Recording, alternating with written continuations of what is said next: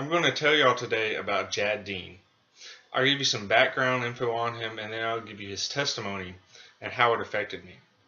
Well, I am from Greenwood, South Carolina, and Greenwood has a very rich football tradition.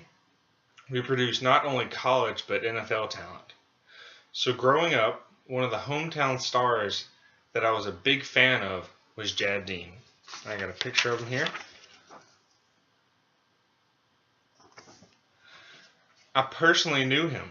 We played for the same soccer club, and his mom was even my school nurse. Plus, he played for my favorite college football team, the Clemson Tigers. He had a great college career, but in his final game during 2006, he missed the game-tying field goal against arch rival South Carolina. It was a devastating loss, and I didn't hear from him after that for many years, until one night in high school. He came to speak at our youth event, and there he gave a very powerful testimony, and I'd really like to share it with y'all. He told us how growing up he was your typical church-going kid, and that everything he had was told was a gift from God, including his kicking ability. So he wanted to use that ability to worship him. However, he said, pride got in the way, and he began to use God to worship football. He would act how he wanted to in the off-season, but then turn around and praise God during the season. He said he would put a collar around God and act one way and expect God to bless him.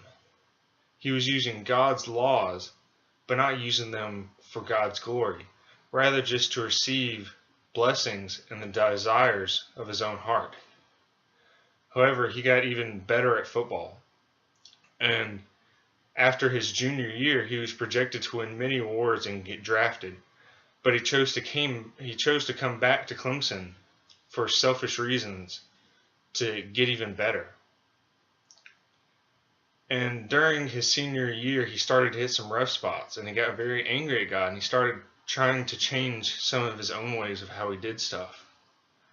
However, at the end of the season, against the arch rival South Carolina Gamecocks, was a game that meant a lot for him, and he thought that God would bless him with a final great game to end his career, kind of send him out on one last note. But, however, when that kick sailed wide left, I got the picture of it,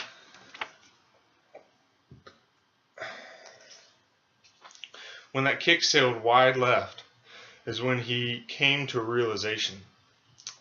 He said God began to break all the previous pride and self-centeredness that he had been building up over the years with football.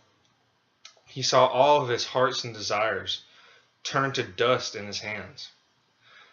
However, he went on to play for an arena team in Greenville, and after an away game, he said it was one of the worst games of his career. And on the bus ride home, he just sat there and just openly questioned God and just begged for him to show him why. So after that, he got injured with a back injury. And while sitting at home, he was invited to work at an FCA camp in Greenville. And he said, sure, why not? Because he's not doing anything else. Here's a picture of FCA.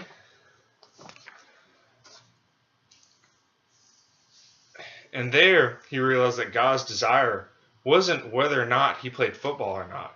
His desire for him from day one was to give his life for Jesus.